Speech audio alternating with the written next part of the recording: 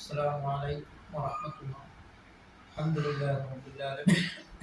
الصلاة والسلام على أشرف المرسلين وعلى آله وصحبه وسلم. سيد الأيام ദിവസങ്ങളുടെ നേതാവാണ് യൗമുൽ ജുമുഅ. ജുമുഅ ദിവസത്തിൽ നാം ചെയ്യുന്ന ഇബാദത്തുകൾക്കാണ് അല്ലാഹുവിൻ്റെ അടുക്കൽ ഏറ്റവും അധികം പ്രതിഫലമുള്ളത്.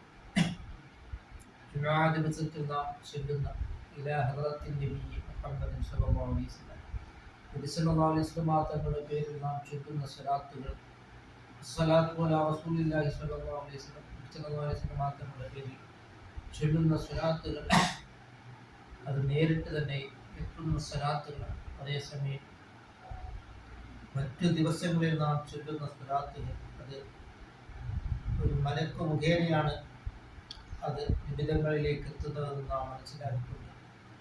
ജുമുഅ ദിവസത്തിൽ നാം ചെയ്യുന്നതായ സദഖയായാലും ദാനധർമ്മമായാലും നിസ്കാരമായാലും ഏത് നല്ല കാര്യമായാലും ദിക്റായാലും ഏത് ഇബാദത്തായാലും അതിനാണ് ഏറ്റവും അധികം അല്ലാഹുവിൻ്റെ അടുക്കൽ വളരെയധികം പ്രതിഫലമുള്ളത് എന്ന് നാം 100% നാം അടിവരയിട്ട് തന്നെ നാം മനസ്സിലാക്കുകയും അതിനെ നാം ഈ ജുമുഅ ദിവസത്തിൽ നാം ധാരാളം ഇബാദത്തുകൾ സൽക്കർമ്മങ്ങൾ കൊണ്ട് നാം മുന്നേറുകയും അങ്ങനെ നാം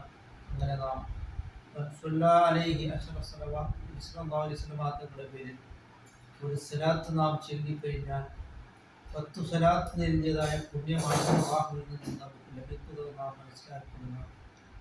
അത്തീഉല്ലാഹ വറസൂലഹു, അല്ലാഹുവും റസൂൽ കരീം സല്ലല്ലാഹു അലൈഹി വസല്ലം തങ്ങളെ വഴിപ്പെട്ട് നാം ജീവിക്കുവാൻ നാം ശ്രമിക്കുക.